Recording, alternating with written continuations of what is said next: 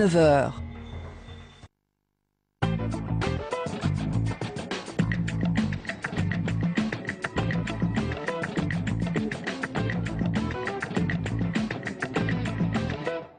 Bonsoir à tous, ravi de vous retrouver sur la chaîne parlementaire. Nous sommes en direct pour vivre dans quelques instants ce dernier meeting de l'entre-deux tours des élections législatives. Meeting qui associe, comme la semaine dernière d'ailleurs, Martine Aubry et Jean-Marc Ayrault, le Premier ministre. Vous allez pouvoir le découvrir et le suivre évidemment sur notre antenne. On va bien sûr décortiquer ce meeting. On va parler ce soir évidemment d'une actualité qui écrase en quelque sorte cette élection législative de deuxième tour. C'est ce tweet de la première dame de France, Valérie Trierweiler, un tweet évidemment qui sème le trouble au Parti Socialiste et qui embarrasse son compagnon qui est le président de la République et qui s'appelle François Hollande. Vous découvrez ce tweet, on va bien sûr en parler ce soir parce que ça sème le trouble et j'imagine que dans quelques instants Martine Aubry et Jean-Marc Ayrault vont recadrer, vont pour le moins tenter d'en parler avec moi. Trois invités, des habitués de l'émission, Judith Vintraube pour Le Figaro, bonsoir, ravi de vous accueillir sur ce plateau. Denis Jambard, bonsoir, journaliste, écrivain, éditorialiste sur notre chaîne. Je suis ravi de vous accueillir.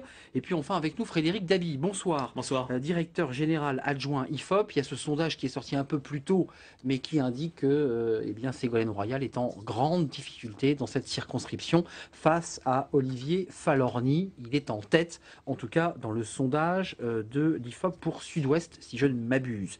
D'abord, une question, parce que évidemment, ce meeting, on va le suivre, on va l'écouter, on va s'intéresser aux alliances, aux mains tendues avec le Parti communiste, à la question du groupe écologiste. Mais est-ce que, et c'est une question un peu douloureuse, est-ce que cette question du tweet, de la polémique que ça entraîne, peut modifier le vote des Français dimanche?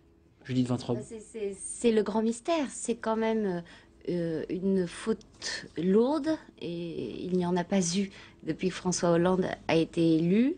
Il était totalement dans le contrôle, la maîtrise de lui-même et des autres. Il avait réussi à éviter à peu près, à la petite fausse note de Cécile Dufaux, près sur le cannabis. Il avait réussi à éviter en tout cas les sorties de route. Et là, bam, un truc énorme qui provoque une interrogation sur sa capacité à maîtriser ce qui est le plus proche de lui. Sans faire d'humour, c'est une sortie de route de sa passagère, hein, parce que François Hollande est au volant, il conduit plutôt sur du bon côté. Mais c'est la passagère. Il faut savoir qui est à la place du mort. C'est ça, d'accord, les gens je vous rappelle que le conducteur est responsable. Il est responsable, d'accord.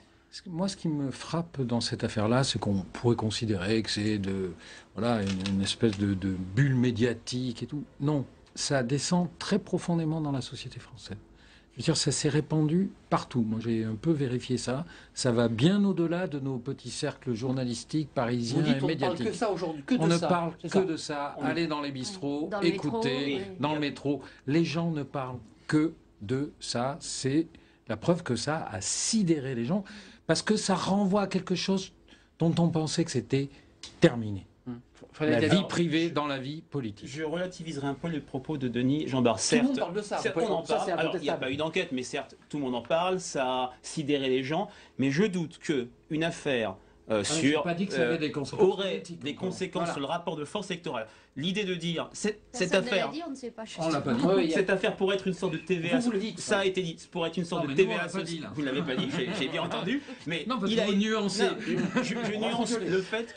Je réponds à la question d'Arnaud sur le fait est-ce que ça aura des conséquences politiques sur le résultat de dimanche, qui était votre question. J'ose dis non, absolument pas. Ce n'est pas une affaire comme celle de la TVA sociale, qui était une affaire qui concernait les Français. On ne sait pas si c'est la TVA sociale qui a modifié les choses. Il y a quand même eu des choses sur le rapport de force de premier tour. On a vu quelque chose qui était rare, une élection de second tour qui a nuancé, corrigé un petit peu un rapport de force de premier tour. Je pense personnellement qu'il n'y aura pas d'impact sur les résultats de dimanche, mais c'est vrai, et là je vous rejoins, cela questionne, cela interpelle, c'est un accroc à la présidence normale, et ça peut avoir des conséquences politiques sur l'image de François Hollande, même s'il est vraiment trop tôt pour le dire. Mais moi quand même, je voudrais rajouter quelque chose. Supposons qu'il y ait une petite modification de rapport de force dans certaines circonscriptions, et que dimanche, 10 circonscriptions du Parti Socialiste, qui statistiquement étaient gagnées par le PS, ne le soient pas, vous verrez, et peu importe que ça soit ça ou pas, quelle sera l'interprétation qui sera donnée? Il y aura une bataille bien sûr des interprétations, mais il est difficile. Il est difficile pour les candidats. Il est plus difficile. Avant qu'on découvre Martine Aubry en double fenêtrage, si c'est possible, dites-nous concrètement, tout le monde parle de ça, ça n'aura pas d'incidence sur le vote. C'est pas du tout ce que j'ai dit. J'ai dit. Je reprends ce que disait Frédéric Dabi.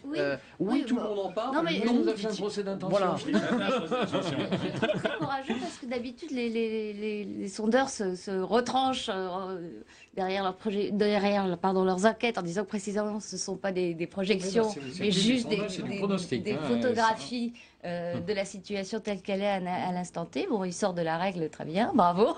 Moi, je m'en garderai. Bon, j'ai envie de vous dire. Mais là où Denis a raison, c'est que de la même façon que pour la TVA sociale, l'explication, enfin la responsabilité de la TVA sociale dans la perte d'une 60aine de sièges a été fabriquée a posteriori. Les candidats PS sur le terrain en 2007 ont vraiment martelé les derniers jours de campagne et j'en ai vu sur la TVA sociale. J'imagine plus difficilement des candidats UMP sur le terrain être dans un combat PS-UMP, UMP-PS, FN en utilisant cette affaire du tweet.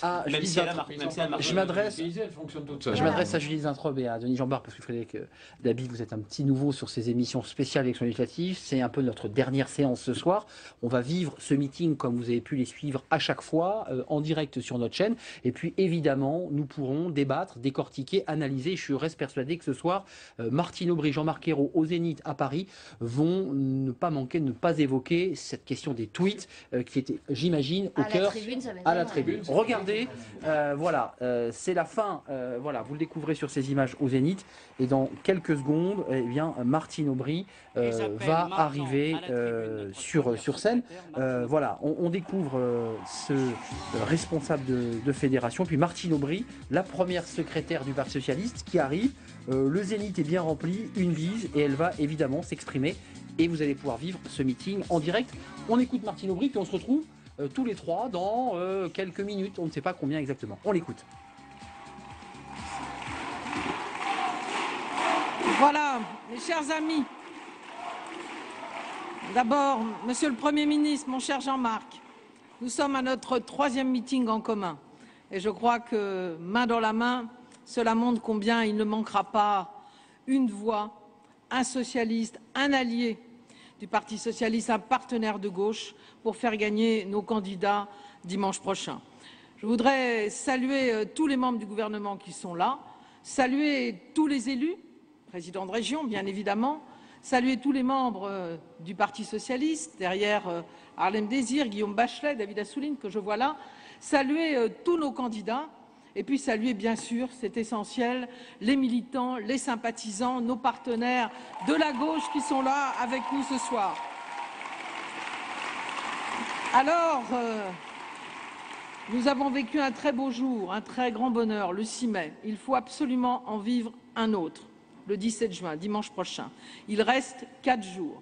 4 jours dans lesquels nous devons être comme ce soir, mais être aussi sur le terrain. Et c'est d'ailleurs ce que nous faisons tous.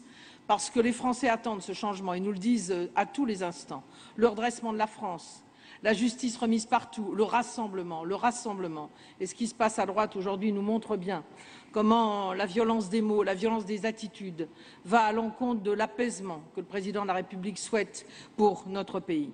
Cela fait tant d'années que nous travaillons pour avoir enfin à la fois l'honneur et la responsabilité de prendre en main les destinées de notre pays. Et je voudrais dire d'ailleurs, bien sûr, nous avons vécu des échecs, personnellement ou collectivement. Mais je voudrais dire aussi, et Bertrand l'a rappelé pour Paris, combien nous avons gagné, succès après succès, les moyens, effectivement, de faire en sorte qu'un président de la République socialiste et de gauche arrive au pouvoir comme le 6 mai dernier. Et une de ces étapes, mon cher Bertrand, cela a été ta victoire, ici, à Paris, en 2001. Quel bonheur pour nous tous, car dans le fond, chaque Français a Paris dans le cœur et chaque Français a apprécié que tu rendes l'honneur à Paris comme tu l'as fait. Mais aussi, avec tes équipes que je salue, tu as redonné des couleurs aux Parisiens et aux Parisiennes, tu as changé leur vie, tu leur as rappelé que Paris était une ville comme les autres, où l'on pouvait vivre quelles que soient les catégories sociales, quelles que soient les cultures, quel que soit l'âge. C'est tout cela qui a été fait. Et je pense que c'est pour cela aussi que les résultats que tu as rappelés tout à l'heure, pour la gauche, pour le Parti socialiste et pour nos alliés, sont ceux que tu as dit. Oui, peu à peu, Paris redevient une ville où tout le monde peut vivre. Une ville qui, bien sûr, continuera à rayonner, la plus belle ville du monde. Je le dis ici parce que si je ne le dis pas, Bertrand ensuite me fait la tête pendant 48 heures. Mais en plus, je le pense. Alors je le dis très ou plus que ça, me dit-il. Alors je veux l'éviter. Mais en plus, je le pense et je pense que dans le monde, il y a tant et tant de personnes qui pensent la même chose que moi. Et derrière ce travail, je salue tous les élus. Je suis, comme vous tous, sur le terrain toute la journée, parcourant la France. Et je vois combien nos élus sont derrière nos candidats et combien leur travail quotidien apporte effectivement de la crédibilité à tous ceux qui se présentent pour dire « nous allons effectivement changer la France ». Je suis aussi très heureuse, mais c'est vrai, on a parlé des maires, mon cher Bertrand, très heureuse que le Premier ministre soit un maire, le grand maire de Nantes. Je ne vais pas redire ce qu'a dit Bertrand, je l'ai dit à Nantes, devant les siens, parce que quelle fierté quand même pour les Nantais, il faut le dire. Mais ce n'est pas étonnant quand on voit le développement économique, le développement urbain, le développement culturel qui me tient tant à cœur, et puis aussi cette façon de faire de la politique, où à la fois on sait où on va et en même temps on est capable d'écouter, de dialoguer, de comprendre, y compris ceux qui ne sont pas d'accord avec nous. Tout cela, c'est ce qu'a apporté Jean-Marc Ayrault dans cette belle ville de Nantes, c'est ce qu'il a apporté aussi au groupe socialiste, où il a travaillé sur tous les sujets, sur tous les problèmes de la France. Mais comme il est maire, quand il pense à un sujet, il ne dit pas c'est un dossier, il pense à tel homme, à telle femme qu'il a en tête. Voilà, et je crois que c'est cela aussi qui change. Tenir la proximité et être capable de porter haut les réponses qui sont les nôtres, voilà ce qu'est Jean-Marc Ayrault et voilà pourquoi on est fiers qu'il soit aujourd'hui le Premier ministre de la France.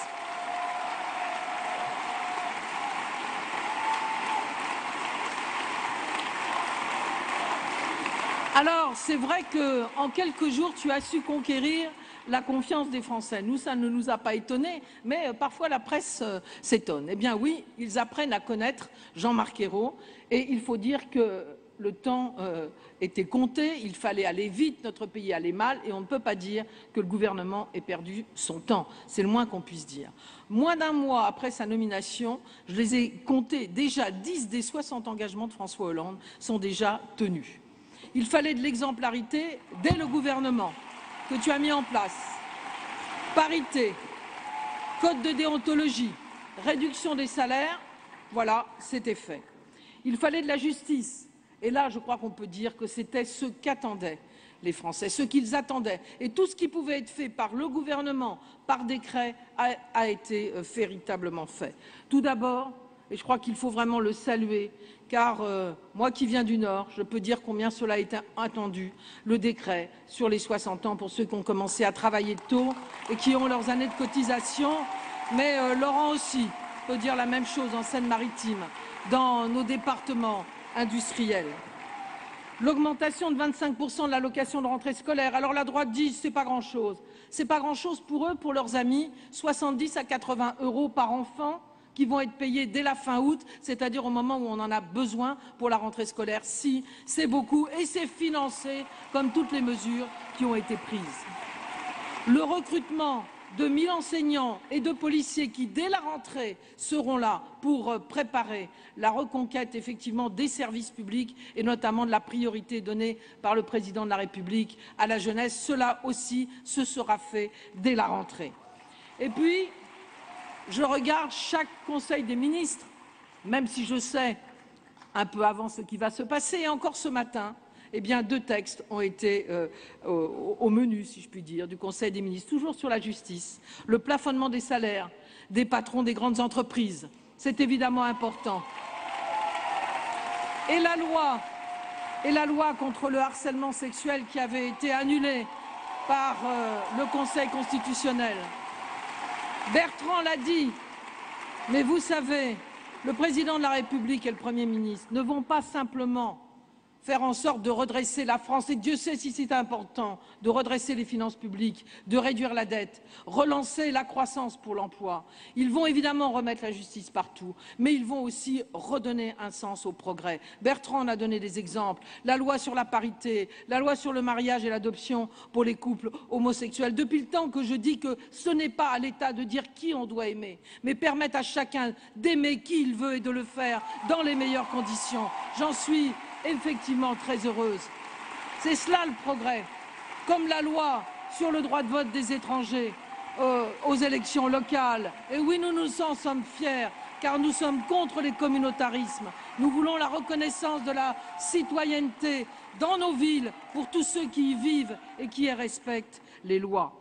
Alors je crois qu'il faut effectivement saluer déjà le travail mené par tous les ministres que je salue et qui sont ici. C'est un travail formidable et qui en plus, et ça nous a changé, a été fait dans le dialogue avec les syndicats, avec les associations, avec les chefs d'entreprise, avec les représentants. Chacun dans son domaine est en train de préparer le redressement et le changement dans la justice avec tous ceux que l'on a besoin de mobiliser pour pouvoir effectivement changer la France. Quand même, plus on y pense, quelle horreur quand même pour un président de la République d'avoir dit que les corps intermédiaires étaient gênants. Quand on voit ce qu'apportent les syndicats, que Jean-Marc a déjà, Monsieur le Premier ministre, excusez-moi, il va falloir qu'on s'y habitue, a déjà reçu à plusieurs reprises pour préparer la grande conférence sociale. Quand on voit ce qu'apportent, et tous les jours nous le voyons, les associations sur le terrain, avec tous ces bénévoles qui apportent leur expérience, leur sens de la solidarité, comment a-t-on pu traiter ainsi les corps intermédiaires? Aujourd'hui, ils sont respectés au gouvernement. Alors, un air souffle, un air léger, disent certains, souffle sur notre pays. Mais il souffle aussi, excusez-moi, mais les fins de campagne sont toujours un peu difficiles. Je ne sais pas si vous l'avez remarqué, mais on perd tous un peu notre voix. Et cet air nouveau souffle aussi sur la scène internationale. Je crois que l'on peut dire les choses là aussi. Moins d'un mois, et pourtant, la France est à nouveau écoutée et respectée dans le monde et en Europe. Et c'est ainsi que nous sommes au cœur des propositions sur lesquelles on débat, alors que nous courions derrière les libéraux qui prônaient, par exemple, l'austérité. Moi, je suis fière de mon pays et du président de la République. Quand la France réussit au G8, comme dans le Conseil informel, qui prépare le sommet européen, à remettre la croissance et l'emploi au cœur vraiment des projets des pays industrialisés.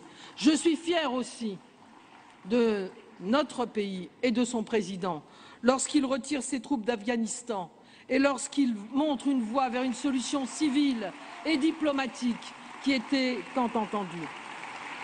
Je suis fière aussi d'entendre enfin la voix de la France sur la Syrie, cette voix qui s'était tue lors du printemps arabe, cette voix qu'il a fallu attendre dans beaucoup de cas sur la Syrie. Je salue Laurent Fabius, le ministre des Affaires étrangères, qui a dit avec force ce que personne n'avait dit dans le précédent gouvernement, que Bachar el-Assad était un assassin, qu'il massacrait son peuple, qu'il fallait saisir la Cour pénale internationale et accentuer les sanctions. Et derrière, le président de la République qui a dit à M. Poutine qu'on ne pouvait pas accepter que la Russie empêche l'intervention des organisations des Nations Unies. Voilà la France, quand elle reprend des couleurs. On peut en être fier, chers amis, et on peut le dire aussi. Alors, dans cette campagne que nous menons, il faut rappeler tout ça. Il faut redire aux Français que les choses changent, mais qu'il reste tellement de choses à faire. En face de nous, on a la droite, j'allais dire, du nini, puisque c'est leur mode actuellement. Ni projet, ni valeur. Le projet de l'UMP, vous le cherchez, nous ne le trouvons pas. Vous remarquez d'ailleurs, partout où nous allons, encore ce matin où j'étais dans le Val d'Oise, je voudrais d'ailleurs les saluer, il y a un député aujourd'hui. Eh bien, il y en a 8 qui ont viré en tête, 8 sur 10, lors dimanche dernier. Combien en aura-t-on? En tout cas, un multiple assez important, me semble-t-il, de ce député que nous avons aujourd'hui. Voilà ce qui se passe dans la région parisienne. Eh bien, j'ai cherché, là aussi, en regardant les affiches, j'ai cherché le sigle de l'UMP, je ne l'ai pas trouvé. J'ai cherché aussi Leur projet, je ne l'ai pas trouvé. Ils n'en parlent pas. Ils n'en parlent pas parce que finalement, le vrai projet pour les élections législatives de juin, c'est celui que les Français ont mis de côté en mai dernier. Et c'est cela qu'il faut rappeler aussi avant dimanche prochain. C'est quoi ce projet? Eh bien, c'est l'augmentation de la TVA quand nous voulons une réforme fiscale qui remet de la justice. C'est ces accords compétitivité-emploi qui ne sont que des accords que l'on voudrait faire signer aux syndicats pour réduire les salaires en leur faisant le chantage à l'emploi. Nous n'en voulons pas. C'est toujours moins de professeurs, c'est toujours moins de policiers. Ils n'osent plus le dire aujourd'hui. C'est toujours plus d'injustice et d'inégalité. Et avec eux, comme les cadeaux privilégiés continueront, eh bien, le redressement de la France et des finances publiques, ce ne serait pas pour demain, car je pense qu'ils ne seront pas là pour faire tout cela. Ils ne parlent pas de leur projet, on comprend pourquoi, mais maintenant, en plus, ils sont en train d'abandonner leurs valeurs. C'est bien de quoi il s'agit aujourd'hui. Quand le comité politique de l'UMP, réuni en grand conclave, puisqu'ils avaient besoin de se réunir lundi après-midi, pour dire finalement qu'ils ne voulaient pas choisir entre le Parti socialiste et le Front national. Ni Front national, ni Front républicain, c'est une équivalence coupable à laquelle les dirigeants de l'UMP se sont livrés lundi après-midi. Mais on n'en est pas resté là et certains sont allés plus loin. Je pense à ceux qui utilisent maintenant Minute comme journal officiel. La dernière en date, Madame Morano, j'y serai vendredi pour soutenir notre candidat, parce que vraiment, dès dimanche soir, elle a dit qu'elle avait les mêmes valeurs que le Front national. Je ne parle pas des électeurs, je parle du Front national et des thèses qui, pour nous, ne sont pas compatibles avec celles de la République. Et d'autres encore se sont livrés à des petits arrangements de désistement réciproque entre dirigeants, entre le Front national et l'UMP. Je voudrais dire à tous, y compris d'ailleurs à certains électeurs du Front national, qui ne votent pas pour les thèses de celui-ci, mais qui se sentent aujourd'hui oubliés et abandonnés. Ne vous leurrez pas. L'UMP ne veut que votre voix. Et elle ne veut pas régler vos problèmes. Elle ne les a jamais réglés. Et ce n'est pas demain qu'elle les réglera. Ni le chômage, ni la pauvreté, ni l'échec scolaire de vos enfants, ni l'insécurité.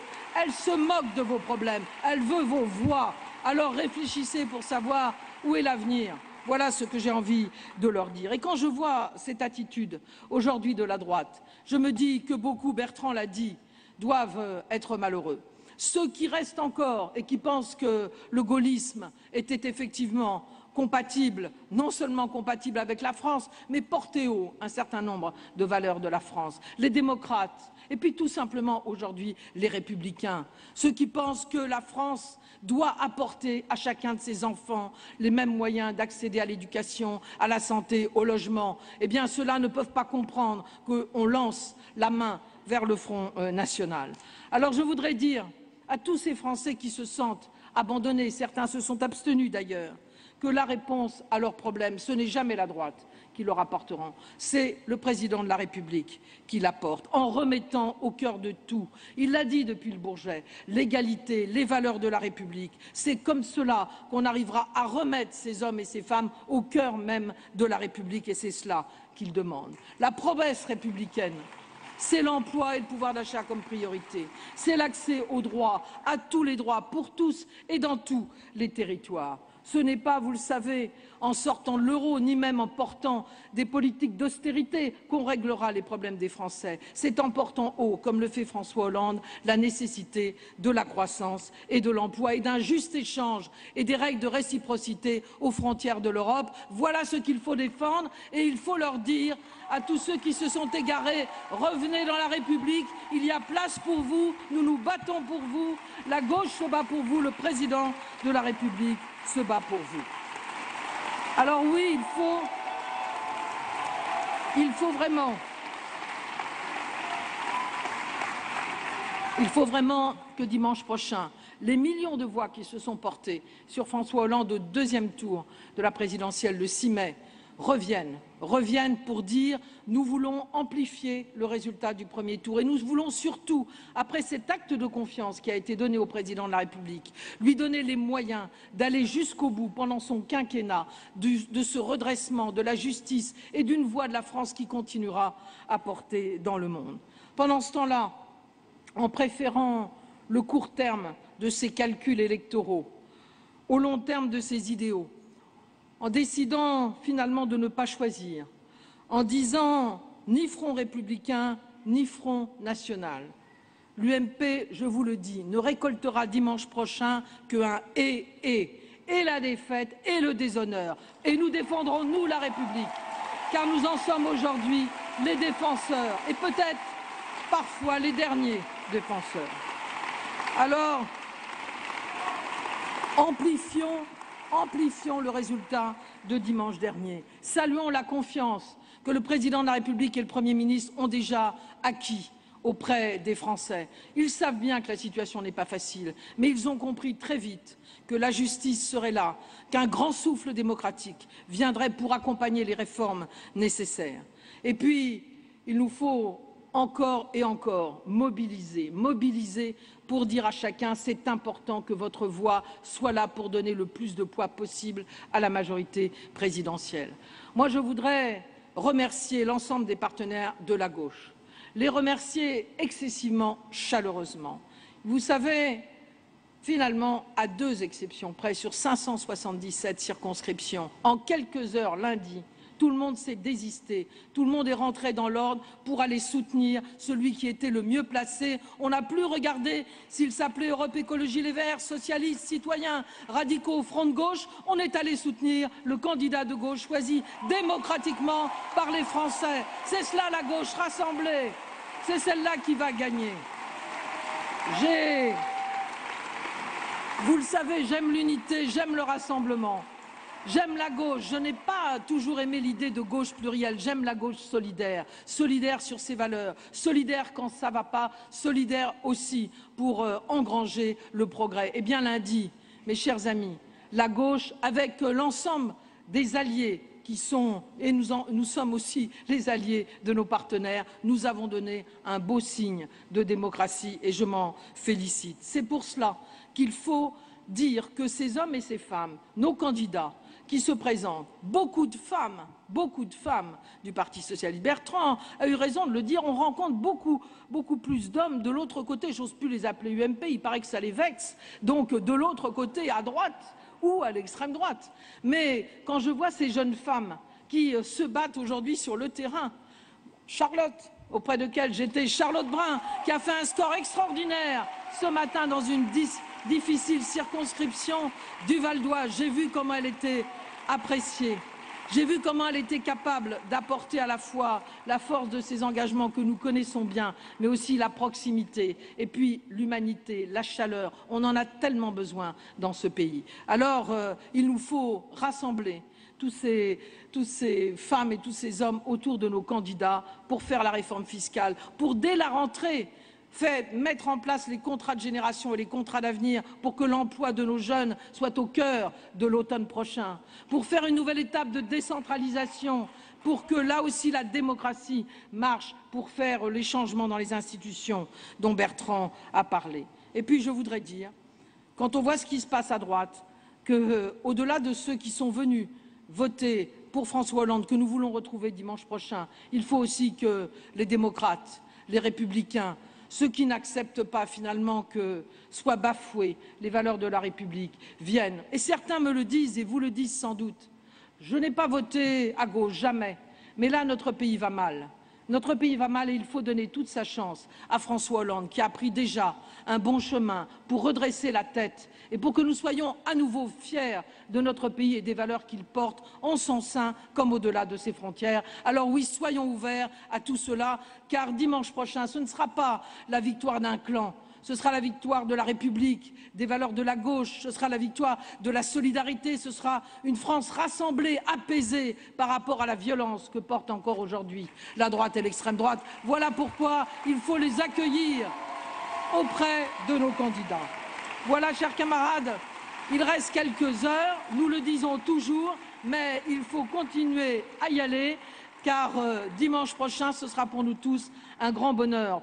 Individuel, bien sûr, mais surtout collectif, toujours collectif. Un grand bonheur pour notre pays, un grand bonheur pour ceux qui souffrent et qui pensaient, parce que Sarkozy leur disait cela, que le progrès n'était plus possible en période de crise. Eh bien oui, nous redresserons la France, mais nous n'oublions pas que l'essentiel, c'est de remettre la justice partout et de porter notre pays au-delà des frontières. Jamais dans l'histoire, la France n'a été aussi bien, aussi en forme, et les Français aussi heureux que lorsque nous avons été capables de porter des valeurs de solidarité, de paix au-delà de nos frontières. Eh bien, vous verrez, on va retrouver aussi ce pays-là avec François Hollande. Alors, vive la République et vive la France.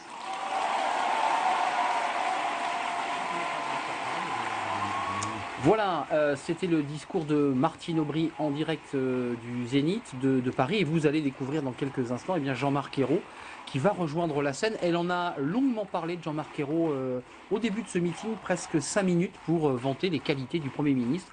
On a vraiment noté évidemment la manière dont elle s'est exprimée sur les qualités de Jean-Marc Ayrault. Le Zénith est plein et vous allez découvrir eh bien, dans quelques secondes eh bien, Jean-Marc Ayrault qui va rejoindre la scène.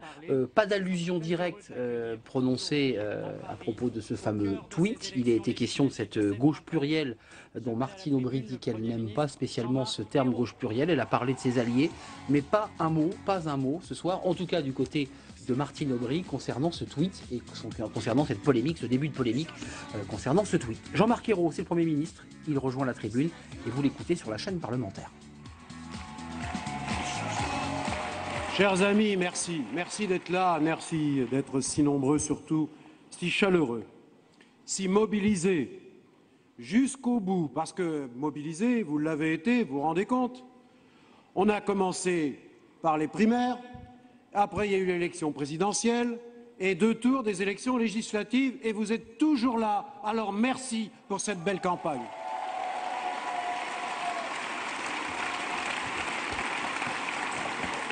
Merci, cher Bertrand.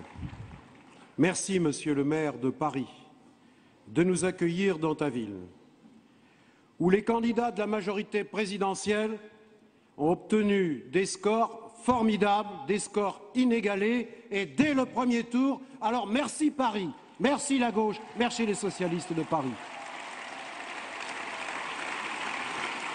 Mais ce succès ne vient pas par hasard.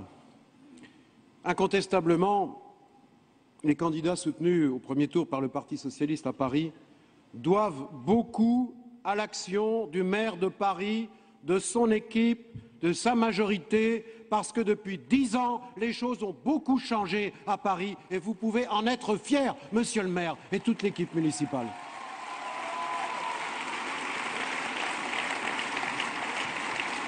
Oui, parce que, comme Martine, comme Bertrand, un maire regarde toujours un peu les choses avec une attention particulière. Et c'est vrai que quand je regarde la politique menée en faveur du logement social, parce que ça ne s'était jamais produit avant, il faut bien le dire, vous avez des résultats formidables parce que vous avez fait beaucoup d'efforts, mais aussi le rayonnement culturel, le développement de moyens de transport respectueux de l'environnement, la volonté de favoriser un modèle urbain fondé sur la mixité sociale et faire vivre aussi les valeurs universelles auxquelles les Français sont si attachés, eh bien, tout cela marque une action politique et convainc davantage d'électeurs peut-être hésitants, qui n'avaient jamais cru que la gauche était capable de changer les choses ou qui peut-être se méfiaient de la gauche. Eh bien, vous avez convaincu parce que vous avez réussi. Eh bien, pour ça aussi, merci. Et puis, je le dis, au-delà du maire Bertrand Delanoë, avec qui nous avons discuté ces derniers jours, je le dis aux Parisiennes et aux Parisiens. Cette action qui est la vôtre à Paris, elle pourra désormais prendre appui, si les Français confirment leur vote dimanche prochain, sur l'action de tous les gouvernements. Et je remercie les nombreux ministres qui m'ont accompagné ce soir, et particulièrement les ministres femmes de Paris. Merci. Parce que quand même, le temps où la ville de Paris, sous ta conduite, Bertrand, devait affronter l'hostilité du gouvernement, surmonter les embûches semées par le pouvoir en place qui, décidément, peut-être même pas les socialistes, mais ils n'avaient pas le droit de ne pas aimer Paris, eh bien ça, c'est fini. Eh bien, c'est ensemble que nous allons avancer, dans l'intérêt du pays et de sa capitale. Car nous voulons rassembler et faire converger les énergies, plutôt que diviser et faire prévaloir les intérêts partisans. Et le succès des candidats de la majorité présidentielle, il est manifeste aussi dans l'ensemble de la région Île-de-France. La bataille est bien engagée et nous allons gagner dimanche prochain de nombreux sièges, j'en suis convaincu. Merci à tous nos candidats, à toutes nos candidates de porter si haut nos couleurs dans une région qui concentre beaucoup des inégalités que nous voulons combattre, des inégalités territoriales et sociales, mais une région qui est aussi forte de son exceptionnel potentiel humain et économique. Et je salue ton action, Jean-Paul Huchon, et celle de tous les élus franciliens, et en particulier ceux qui sont présents ce soir.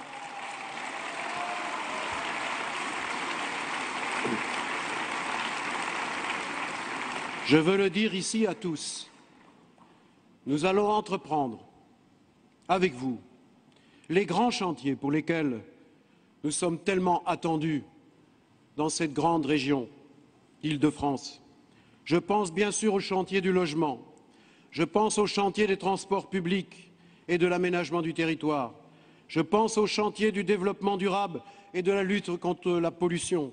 Je pense au chantier du développement économique de tous les territoires de l'Île-de-France, tant il y a de disparités et d'inégalités, en lien avec tous les élus de la région. C'est ensemble que nous allons construire un grand Paris performant, solidaire et écologique.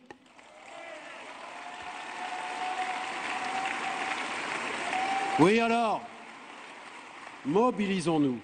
Mobilisons-nous à Paris, comme en Île-de-France et bien sûr dans toute la France, pour faire gagner la majorité présidentielle. Et puis, l'objectif est clair, c'est pour avoir une majorité à l'Assemblée nationale, pour gouverner, une majorité large, une majorité forte, une majorité cohérente et solidaire.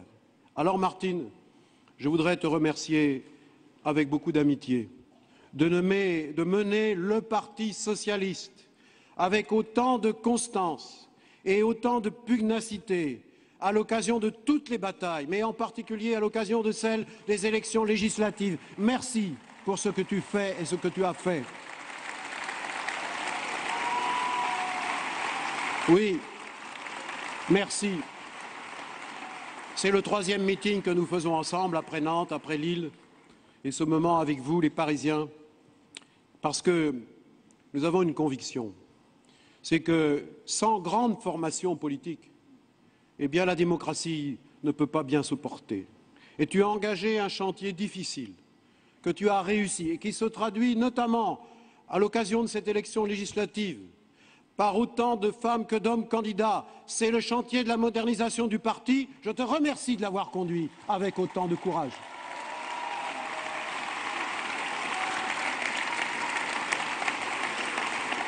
Oui, nous avons besoin d'un parti socialiste fort, qui soit présent sur le terrain, mais qui soit aussi présent à l'Assemblée nationale. Et donc, cette victoire du 6 mai, c'est vous qui l'avez permise. Et puis, je voudrais saluer aussi nos alliés, nos amis écologistes, nos amis radicaux de gauche, nos amis du mouvement républicain et citoyen, ceux du Front de gauche, tous unis à l'occasion de ce second tour pour donner à l'Assemblée nationale une large majorité au président de la République. Oui, au-delà de nos choix différents de l'élection présidentielle ou aussi de l'élection législative au premier tour, nous donnons un signe fort au pays. Nous donnons un signe de rassemblement, un signe de confiance. Et nous avons besoin les uns des autres. Bien sûr, la feuille de route du gouvernement, ce sont les 60 propositions de François Hollande. C'est celle qui nous conduit dans notre action chaque jour. Les premières décisions, nous les connaissons. Vous les connaissez. Mais nous avons besoin du concours de tous et les bonnes volontés de celles et ceux de toute la gauche et des écologistes qui voudront participer. Ils seront les bienvenus pour réussir le redressement de la France, tous ensemble, dans la justice.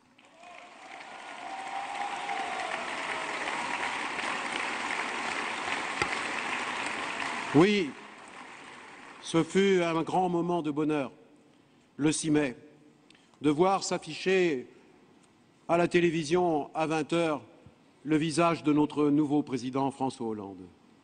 Il a mené une campagne formidable, mais il n'a jamais varié dans la cohérence de son message, la solidité, et c'est ça qui a fait, je crois, aussi son succès, et qui est une garantie pour les Françaises et les Français, que les engagements que nous avons pris sont des engagements devant le pays et que nous avons le devoir de tenir, que nous avons déjà commencé à tenir et que nous tiendrons si dimanche prochain les Français nous donnent une majorité à l'Assemblée nationale.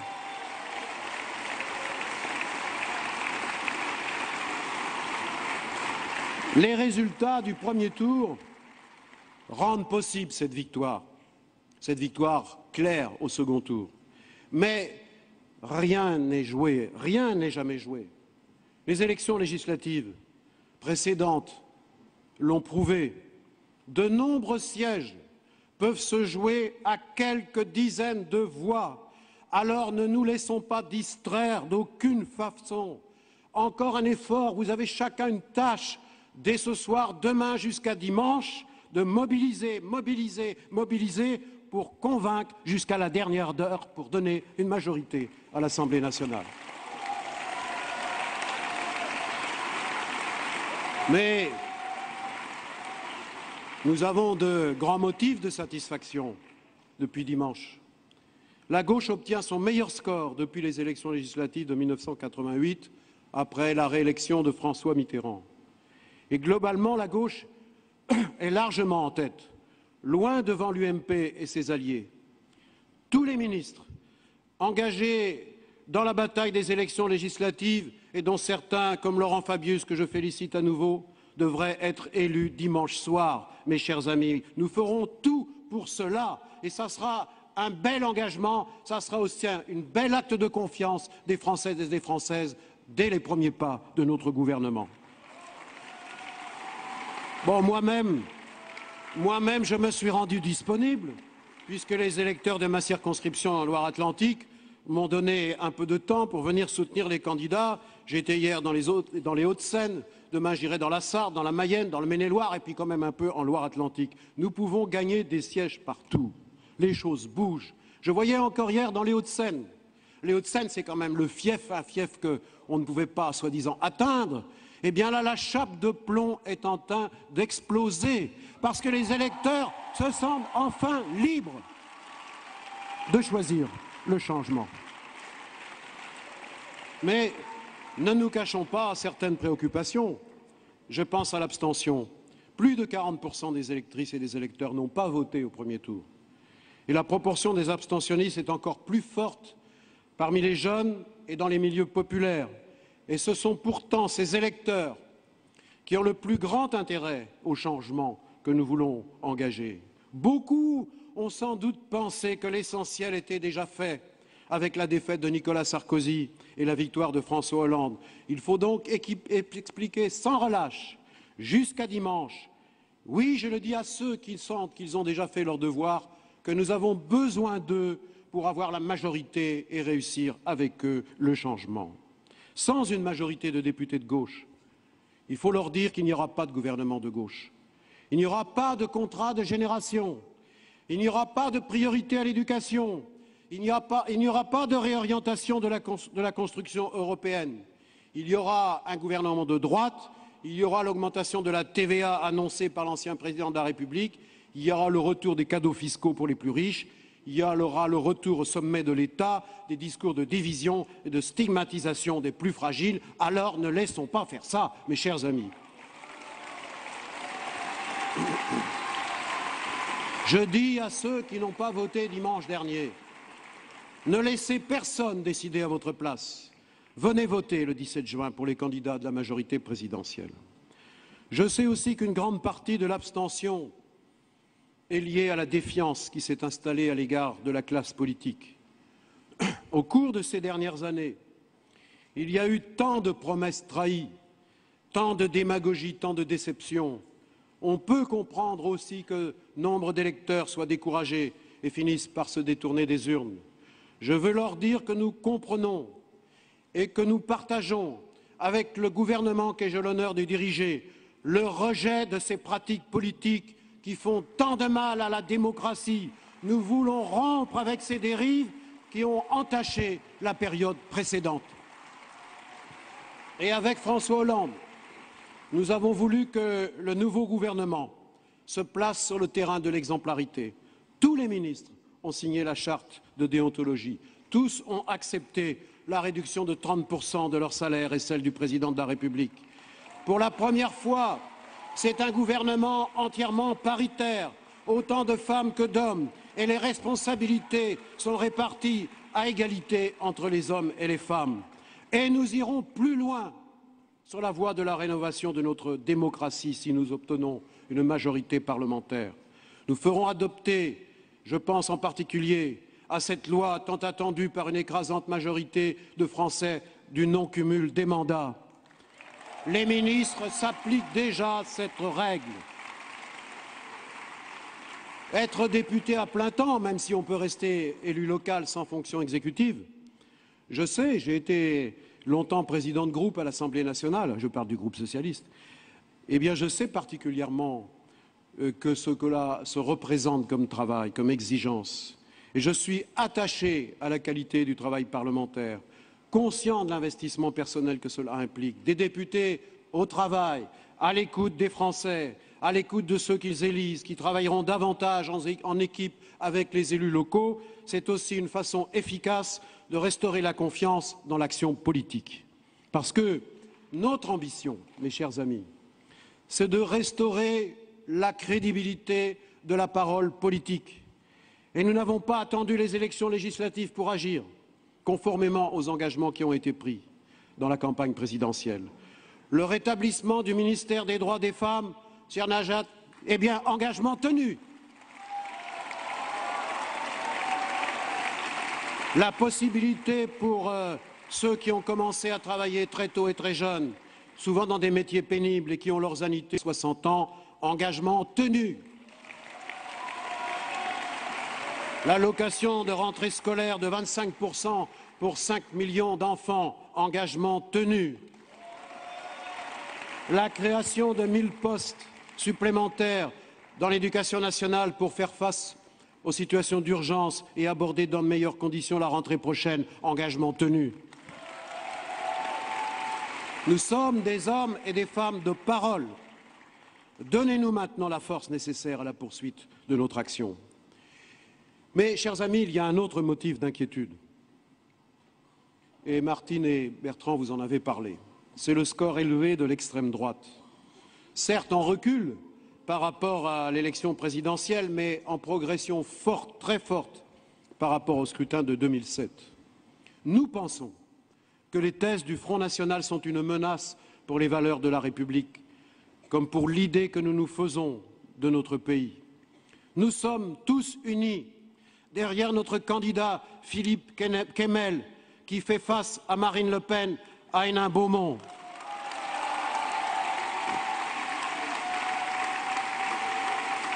Nous appelons dans cette circonscription, comme ailleurs, tous les républicains à se mobiliser. Dans les 9 circonscriptions où un candidat Front National est opposé dimanche prochain à un candidat UMP, nous appelons clairement à voter contre l'extrême droite et donc, quel que soit le courage nécessaire pour le faire, pour voter pour le candidat UMP. C'est notre conception de la République.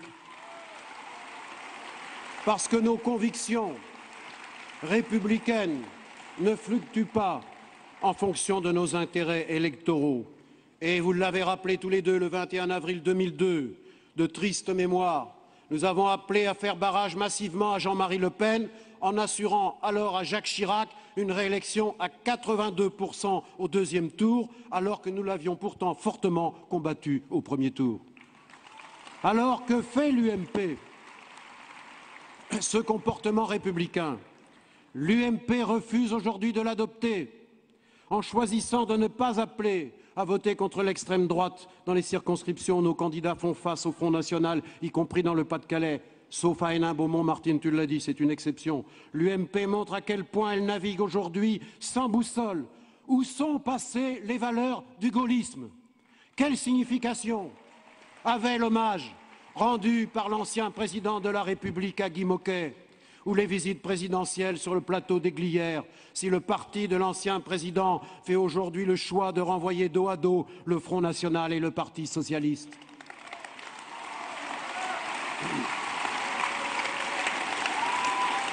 Cette politique de Tartuffe et d'hypocrite, ce refus de choisir, malgré quelques voix isolées et vite étouffées, c'est une faute grave. Il témoigne de la dérive de l'UMP vers des positions et des alliances de plus en plus extrémistes. Certains candidats de l'UMP ne cachent même plus leur préférence pour le Front National, comme à Arles où le candidat de l'UMP s'est désisté en faveur de l'extrême droite en espérant faire battre notre ami Michel Vauzel. Et c'est Nadine Morano qui proclame sans état d'âme ses valeurs communes avec l'extrême droite, qui alimente même peur, les mêmes suspicions, brandit les mêmes anathèmes. C'est elle qui annonce le rassemblement le plus large possible dans lequel elle englobe l'extrême droite sans complexe. Voilà où nous en sommes, après tous les dérapages qui ont caractérisé le quinquennat de Nicolas Sarkozy et la campagne présidentielle, marqués par la droitisation du discours de l'ancien président. Souvenons-nous du débat douteux sur l'identité nationale. Souvenons-nous des discours incessants, stigmatisant les Français d'origine étrangère, de la volonté délibérée de susciter une peur de l'islam. Toutes ces dérives que nous avons dénoncées se traduisent aujourd'hui par le refus de l'UMP de faire barrage à l'extrême droite au mépris des positions traditionnelles des gaullistes, des humanistes et des démocrates chrétiens.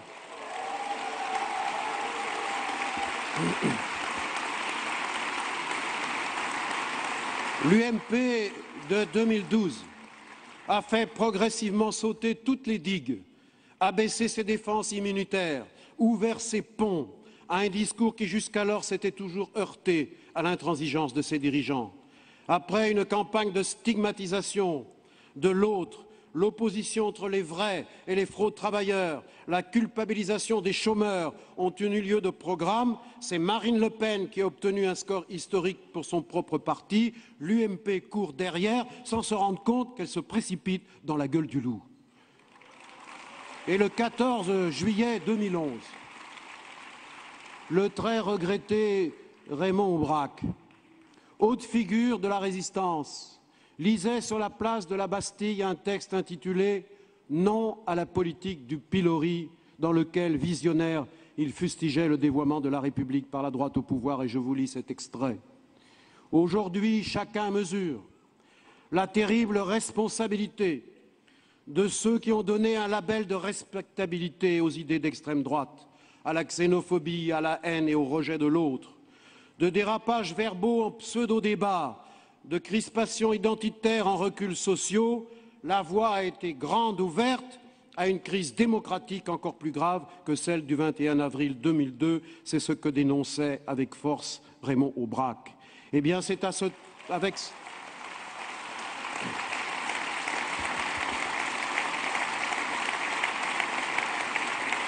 avec ce triste héritage que nous avons rompu en portant François Hollande à la présidence de la République.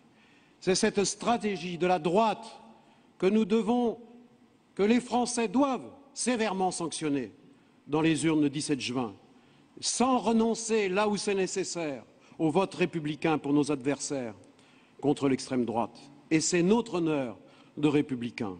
Et nous ne transigeons pas avec l'honneur. Mais, mes chers amis, il y a une réponse à apporter aux électeurs du Front National, parce que je ne confonds pas le parti avec les citoyens qui sont tentés par ce vote. Je veux ce soir, à travers vous, m'adresser à eux. Je comprends la colère qu'expriment celles et ceux qui, progressivement, ont eu le sentiment d'être abandonnés par l'État, alors que par leur travail, leur impôt, ils contribuent au bon fonctionnement de la collectivité. Je comprends souvent la colère de ceux qui voient les efforts consacrés aux villes métropoles et qui ne supportent plus les efforts imposés aux périphéries.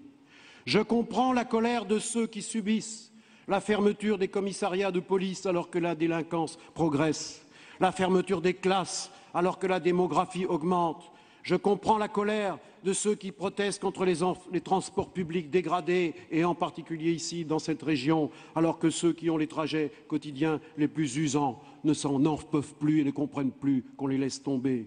Mais je n'accepte pas que l'UMP, comme l'extrême droite, fasse porter la responsabilité de tous nos maux aux plus faibles pour mieux cacher l'irresponsabilité et le pouvoir des plus forts et des plus riches.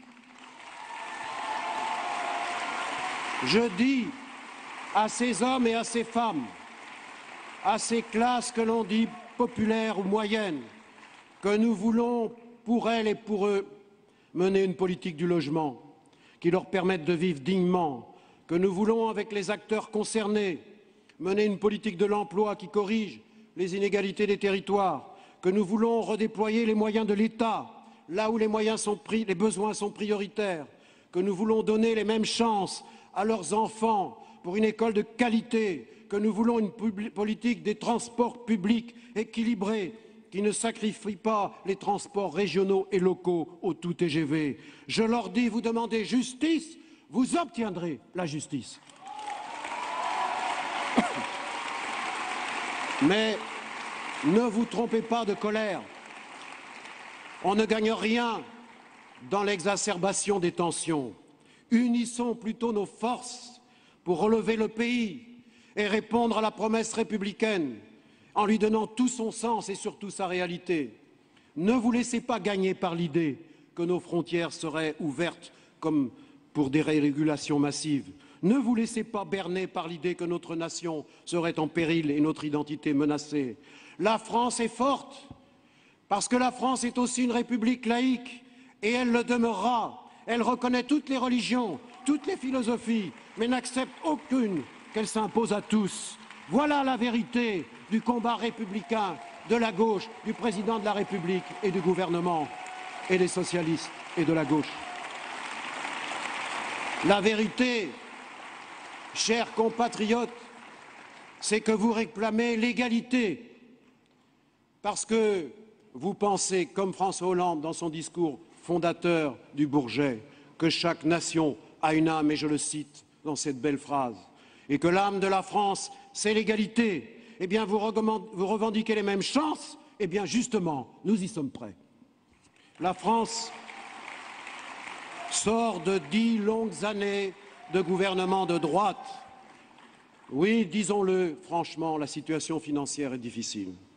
Il nous faudra du temps, il nous faudra du courage, il nous faudra des efforts, mais vous savez désormais dans quelle direction nous voulons aller. Vous savez désormais quelle est notre ambition, celui du redressement du pays, mais dans la justice.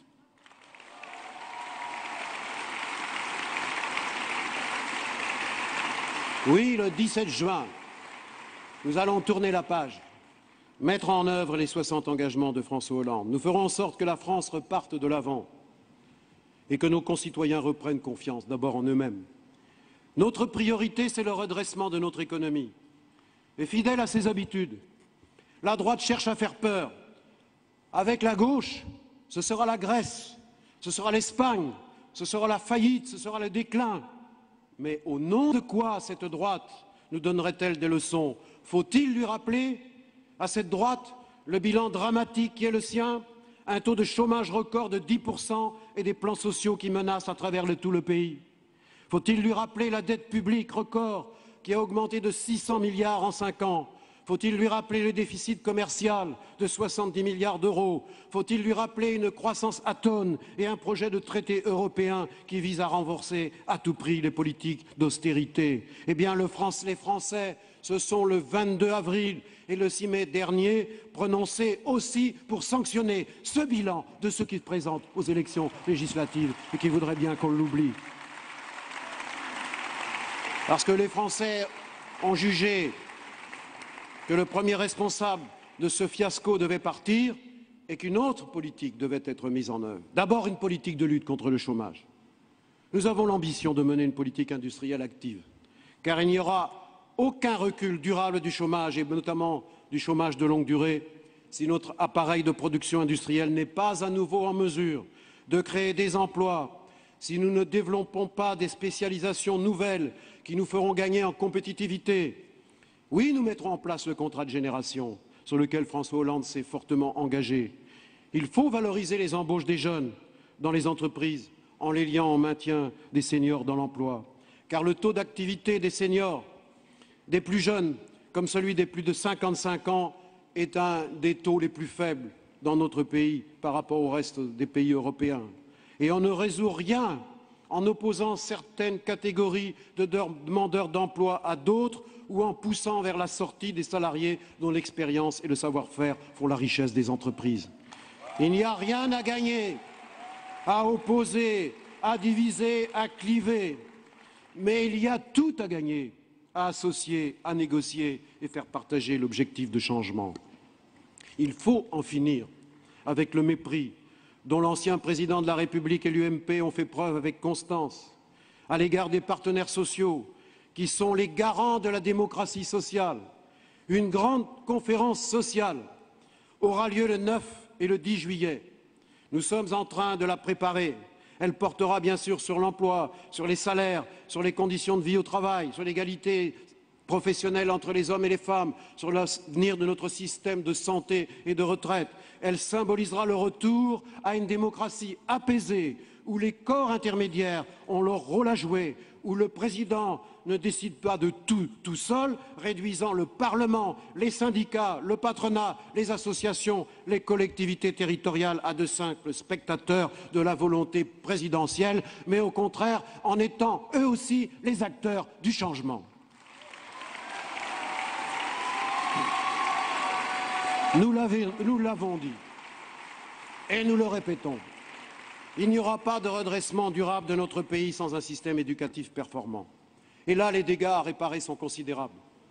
Les milliers de postes supprimés, les 80 000 postes, les professeurs qui ont été souvent raillés, démotivés, l'accentuation du déséquilibre entre les établissements en difficulté et les autres, des milliers de jeunes qui sortent du système scolaire sans diplôme, 150 000 par an qui s'additionnent chaque année et sans qualification aucune. Voilà le triste bilan. Mais comment un pays peut-il créer de la confiance si on n'aide pas sa jeunesse à se former, à accéder au savoir, à accéder à la formation professionnelle, à l'exercice de la citoyenneté, à la culture? Comment prépare-t-on un pays à son avenir si on n'investit pas d'abord dans l'éducation et la formation? C'est ce que nous ferons.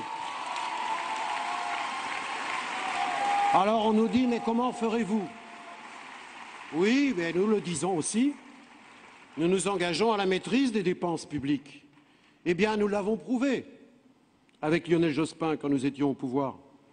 Et la droite qui nous donne toujours des leçons, c'est quand bien elle qui a laissé filer ses déficits. Et cela, notamment, je dirais d'abord, avant tout, par les choix de politique fiscale. Rappelez-vous, c'était il y a 5 ans. Ils étaient avant le deuxième tour des législatives, mais préparaient déjà les mesures du mois de juillet, c'est-à-dire le bouclier fiscal, ces énormes cadeaux fiscaux qui ont créé de l'injustice et qui ont privé les finances publiques de recettes et qui ont affaibli la France, tout simplement. C'est leur héritage, c'est leur responsabilité. Nous rétablirons les moyens nécessaires au bon fonctionnement de nos établissements scolaires. Plus de professeurs, mieux formés, notamment dans les quartiers difficiles, plus d'adultes pour encadrer les jeunes, faire respecter la discipline, aider les élèves en difficulté et qui n'ont pas la chance de bénéficier de ce soutien dans leur famille, plus de médecins, plus d'infirmières scolaires pour prévenir avant d'avoir à guérir. Les services publics qui ont été tant abîmés, les fonctionnaires qui ont été tant humiliés, eh bien, ils sont nécessaires pour faire vivre la République sur l'ensemble du territoire national, garantir l'égalité d'accès des citoyennes et des citoyens aux services publics qui leur appartiennent. Car c'est quand les services publics reculent que souvent dans les quartiers ou les zones périurbaines ou rurales, que le sentiment d'abandon s'installe. Eh bien, nous soutiendrons les services publics, nous en finirons avec la RGPP délétère, parce que même s'il y a des efforts à faire, nous ne coupons pas comme ça brutalement, nous regarderons d'abord l'utilité des missions de service public pour mettre en œuvre les priorités du président de la République. Chers amis, il est déjà un peu tard. Je ne vais pas détailler ici toutes les mesures des politiques que nous mettrons en œuvre. Nous demandons que les Français nous aident à le faire, nous fassent confiance, nous avons besoin d'eux. Mais je veux insister sur quelques priorités qui guideront notre action. Quelques principes d'abord. Le principe de justice, qui sera la base de la réforme de la justice fiscale que nous préparons. Parce qu'il faut équilibrer les efforts en mettant davantage à contribution ceux qui ont le plus, qui gagnent le plus, et faire en sorte aussi que le travail ne soit pas plus taxé que le capital.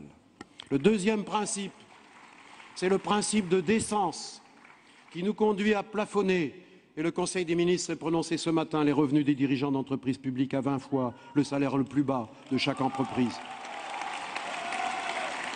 Et notre action, c'est le troisième principe, sera guidée par le principe de responsabilité vis-à-vis des générations futures, qui nous conduira notamment à engager la transition énergétique. C'est une responsabilité à l'égard de la planète qui sera rappelée à Rio, +20 la semaine prochaine par le président de la République, mais qui sera aussi portée par sa voix au G20 au Mexique, qui sera aussi défendue à la fin du mois de juin au sommet européen, parce que pour nous, c'est la cohérence de le développer, un nouveau modèle de développement économique, créateur de centaines de milliers d'emplois, non seulement en France, en Europe et aussi dans le reste du monde, et je pense aux pays en voie de développement. Chers amis, vous connaissez mon engagement européen et celui du gouvernement, et bien sûr celui du président de la République. Tous nos choix de politique économique et sociale s'inscrivent dans le cadre de cette construction européenne. Comme François Mitterrand, comme Jacques Delors, comme nos amis socialistes et sociodémocrates européens, et je pense au SPD, je viens de voir leur drapeau ici dans cette salle, nous les avons reçus tout à l'heure avec François Hollande et Laurent Fabius. Oui, nous sommes convaincus que l'Union européenne est notre avenir, mais nous continuerons plus que jamais de considérer le regroupement de pays démocratiques d'Europe comme un espace de paix et de progrès. Mais il faut aussi que les dirigeants européens entendent la voix des peuples, la voix du peuple grec, la voix du peuple espagnol, la voix du peuple français aussi, pour que de nouvelles orientations soient prises dans le sens de la croissance et du progrès social.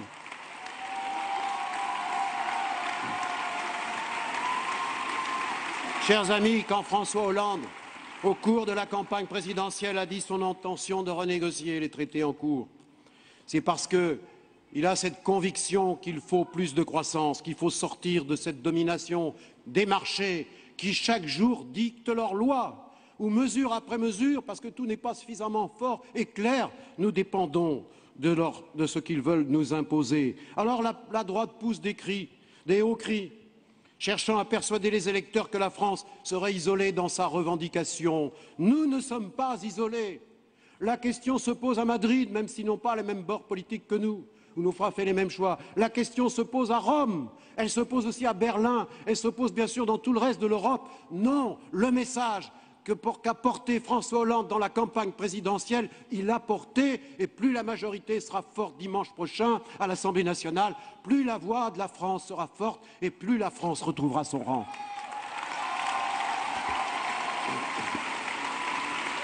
Nous sommes des Européens fiables, nous sommes des Européens convaincus, nous sommes des Européens responsables. Oui, nous disons oui à une maîtrise des comptes publics. Oui, nous disons oui à des mécanismes qui nous permettent de faire prévaloir la stabilité et la confiance dans le pays de l'Union. Mais nous disons oui à la croissance. Nous disons oui à la solidarité entre États européens.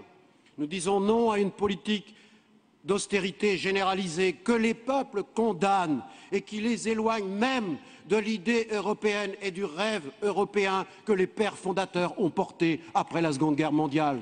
C'est ça notre responsabilité, de redonner de la confiance. Chers amis, je termine pour vous dire que vous l'entendez. Vous en êtes conscients. Les défis qui nous attendent sont de taille, mais en même temps, ça vaut la peine. La tâche est exaltante. Les Français, dans leur grande majorité, aspirent au rassemblement et au changement. Je leur dis, même ceux qui n'ont pas voté pour François Hollande le 6 mai, ceux qui, bien sûr, feront d'autres choix aux élections législatives, mais les autres qui hésitent et qui hésitaient, je leur tends la main, je dis que nous aurons besoin de tous ceux qui veulent le redressement du pays dans la justice. Je leur dis aussi que dimanche prochain, si nous avons une large majorité, ce qui sera nécessaire pour le pays, c'est l'intérêt de la France, que ce ne sera pas la victoire d'un camp sur un autre. Et je sais que beaucoup de Français aspirent au rassemblement, ils aspirent aussi au changement. Ils ne veulent plus de cette division artificielle que la majorité sortante n'a eu cesse d'attiser et qui affaiblissent notre capacité à nous mobiliser et surtout à mobiliser les forces de la France. C'est ça le message que je voulais adresser ce soir aux Françaises et aux Français. Il nous reste 3 jours pour convaincre les indécis, celles et ceux qui n'attendent plus rien de l'action politique ou qui hésitent encore. Alors mobilisez-vous encore un peu plus pour les convaincre de venir voter. Le 17 juin, c'est notre responsabilité ici de donner toutes les chances au changement. Le 17 juin, chers amis, mais au-delà de vous-mêmes, les Françaises et les Français, donnez au changement toute votre force. Le 17 juin, ce sera avec vous, ce sera pour la France. Vive Paris, vive la République et vive la France!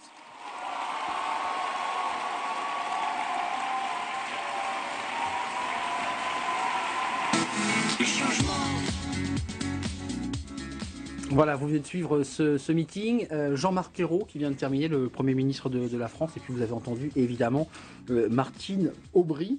Vous allez redécouvrir évidemment des extraits, des moments forts.